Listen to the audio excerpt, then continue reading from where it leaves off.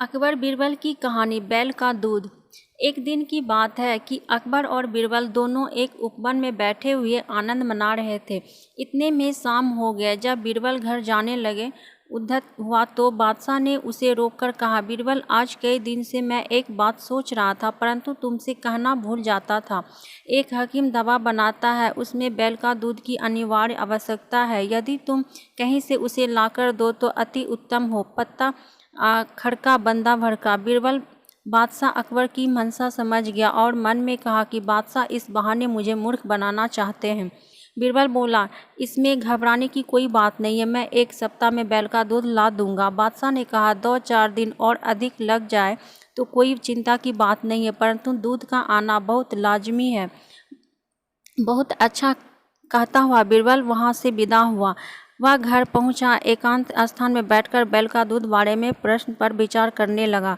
चिंताग्रस्त बीरबल के कई घंटे का समय मिनटों के समान बीतता गया। जब भोजन करने का समय हुआ तो नियमानुसार उसकी लड़की बुलाए। वह अपने पिता का चेहरा उतना और विचार मगन देखकर ठिठक गया। जब उसको खड़े कई मिनट व्यतीत हो गए तो पिता का ध्यान न आ टूटा। उसे उद्विग्न होकर पिता से चिंता का कारण पूछा। यद्यपि यह बीरबल की बड़ी लड़की थी और यह इसकी बुद्धिमत्ता की कई बार परीक्षा ले चुका था, फिर भी ऐसे रूढ़ विषय में उसे सफलता मिलेगी ऐसी आशा स्वर में भी न थी। इसीलिए कुछ समय तक उसकी बातों का अनसुनी कर टाल मटोल करता रहा। पुत्री ने पूरा अनुरोध करने की उसे विशेष होकर बादशाह का जटिल प्रश्न सुनना पड़ा। कन्या बोली, पिताजी, यह कौन सी ऐसी कठिन बात है जिसके लिए आप ऐसे चिंताकुल हो रहे हो? चलिए, भोजन का समय बीता जा रहा है, मैं उसका उत्तर एक हफ्ते के भीतर ही बादशाह को पहुंचा दूंगी। लड़की के ऐसे उत्तर से बीरबल की चिंता घटी और साहूकार की भोजन करने लगा। इस प्रकार जब 2 दिन व्यतीत हो गए तो बीरबल की लड़की ने एक नई तरकीब निकाली। वह ढूंढकर बहुतेरे पुराने वस्त्रों को घर से बाहर निकाल आई और उनका एक गट्टर तैयार किया। जब आधी रात का समय हुआ तो उस गट्टर को सर पर लादकर नदी तक पर जा पहुंची और छियो कर वस्त्र पछाड़ने लगी। बादशाह का महल ठीक नई तट पर बना हुआ था। अर्धरात्रि के समय नींद के प्रथम पहर में जब कपड़ा धोने की आवाज़ बादशाह के कान में पड़ी तो उसकी निद्रा भंग हो गई और पहले बड़े संतरी को पुकार कर बोला, देखो, इतनी रात्रि में कौन धोबी कपड़ा झाँट रहा है, इसे तुरंत पकड़कर मेरे पास लाओ। पहले बड़ा सिपाही हुक्म पाते ही कई कन्या सिपाही के साथ वहां पर जाकर पहुंचा। से कपड़े धोने की आवाज़ आ रही थी। वे सब बड़े हैरान और परेशान हुए क्योंकि देखते हैं कि एक सिर से पैर तक अति सुंदर युवती कपड़े पछाड़ रही थी। सिपाहियों ने उसे कई बार पुकारा, बादशाह का हुक्म सुनाया, परंतु वह उनकी बातें अनसुनी कर बराबर अपने काम में व्यस्त रही। आखिर एक सिपाही उसके बिल्कुल समीप पहुंचकर बोला, अरे तू कौन सी है, इतनी दृष्टा कर रही है और पुकारने पे सुनती भी नहीं है, चल तुझे बादशाह बुलाया है। लड़की ने ये किन प्रकार ने बादशाह से पास पहुंचना ही चाहती थी, परंतु फिर भी अपना अभिप्राय छिपाकर बोली, आप लोग मुझे क्यों दुख दे रहे हो? उतारू लो, मैं अपने घर चली जाती हूँ। सिपाहियों ने कहा, खबरदार, तुम्हारा भली इसी में है कि सीधे हम लोग के साथ बादशाह के पास चलो।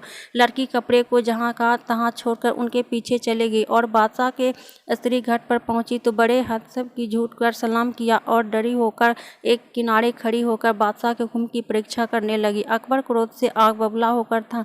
उसने अपनी लाल लाल आंखें निकालकर पूछा, कमबख्त, तू कौन है? अरे, इस रात्रि के माध्यम में यहाँ कपड़े क्यों धो रही है? लड़की ने देखा कि बादशाह क्रोध से तमतमा गए और इसलिए कांपती हुई किरकिरा कर बोली, लड़खड़ाती हुई जवाब देने लगी, श्रीमान, मैं तो बादशाह की। उसे घबराई देखकर दया आ गई और उसे सांत्वना देते हुए बोला, तू इतना घबराती क्यों? यदि साफ साफ बता देगी तो तुझे माफ़ कर जाएगी, अन्यथा बहुत कष्ट उठाएगी। लड़की ने कहा, पृथ्वीनाथ, मुझे इस समय नितांत आवश्यक की पड़ी है, जिस कारण विष्णु हो कपड़े धोए हुए हैं।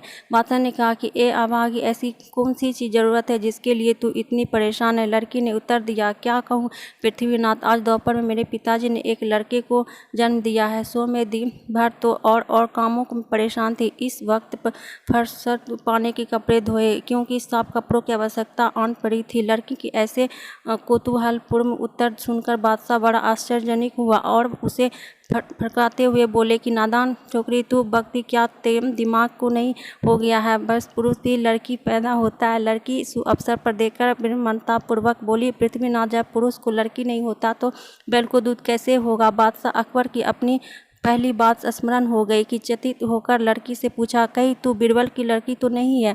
लड़की ने उत्तर दिया, जी हाँ पृथ्वीनाथ, आपका अनुमान बिल्कुल ठीक है। बादशाह उसकी इस चतुरता से बड़ा प्रसन्न हुआ और उसको आभूषण और दिव्य पुरस्कार में देकर बड़ी इज्जत से पालकी में बैठा कर विदा किया।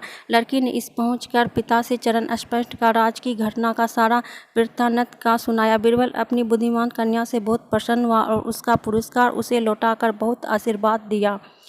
तो कैसी लगी आप सबको अकबर बीरबल की कहानी बैल का दूध? अगर अच्छी लगी तो वीडियो को लाइक, शेयर, कमेंट और सब्सक्राइब कीजिएगा और बेल आइकन को प्रेस कर दीजिएगा ताकि हम ऐसे ही मज़ेदार कहानी डालें तो आप तक पहुंच पाए। तो फिर मिलती हूँ ऐसे ही मज़ेदार कहानी के साथ। तब तक के लिए बाय बाय। Thank you.